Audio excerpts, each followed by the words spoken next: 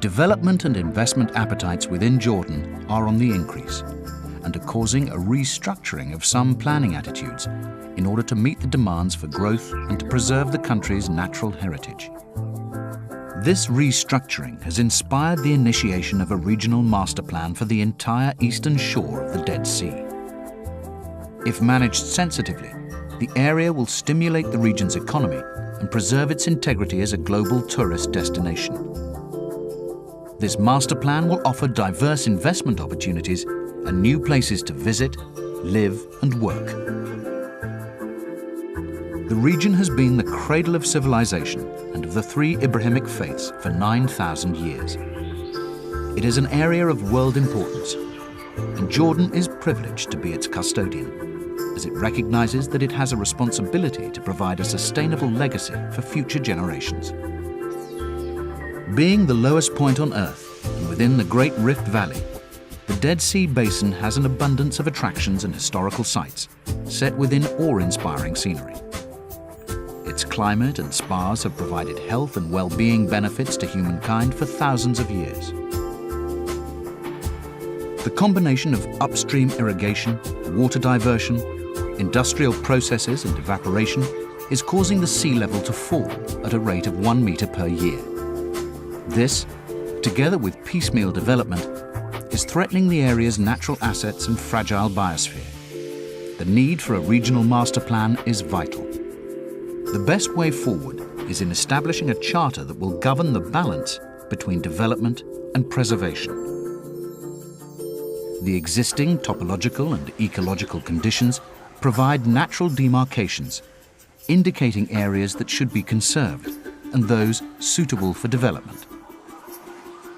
The physical, economic and social assets and their characteristics reveal a compelling rationale for future settlement patterns. The region is divided into 3 zones: the northern area of Suwaimi, the central nature reserve of Al-Mujib, and the southern area around Al-Haditha and Al-Masra. Within these zones, current settlements and infrastructure provide the framework for expansion. A coordinated policy of resource management and investment in renewable energy sources will ensure that the existing environmental qualities contributing to the area's attraction are preserved and will serve as a model for sustainable development throughout the region. Natural and sustainable patterns of growth will be promoted. The harsh climate and the vernacular architecture should inspire built forms that provide shade and use indigenous materials. 10 anchor projects are proposed. These will set high aesthetic and environmental standards to stimulate investors and help create market momentum. Traveling southwest from Amman, the road descends 800 meters to sea level. This marks the start of the northern zone. Contour Level 0 will be celebrated with a visitor center and a panoramic vista of the Jordan Valley. In the long term, this location could grow into a gateway and commuter town for Amman. It would be the focus of support logistics for the hospitality and medical facilities in the region, as well as the proposed airstrip and free zone further north. Descending to 418 meters below sea level, the area is already the focus of development, with the King Hussein Conference Center, 5-star hotels and private villas. Improvements to the highway network and the introduction of verdant landscaping will greatly enhance the visitor's arrival experience. The proposed new tourist town at Suwaimi will offer wellness facilities and spas, promoting the unique natural assets of the area, along with retail, leisure and cultural attractions to broaden the appeal to both future inhabitants and visitors. The town will be an exemplar, promoting green planning and design, showcasing new technologies for energy generation and water conservation. On the land side of the highway is planned a community hub for service staff and their families. As the sea level recedes, a pedestrian coastal path will provide a leisure and exercise trail, linking hotels, day beaches and the town. On the plateau, 700 meters above the town and linked by cable car, will be niche market hotels. These will command spectacular views over the sea and have direct access to wildlife trails in the wadis, popular with eco-tourists. The coastal highway runs through the Al Mujib Reserve and will be promoted as a national park scenic route. Stopping off points will punctuate the journey with cafes and information centres.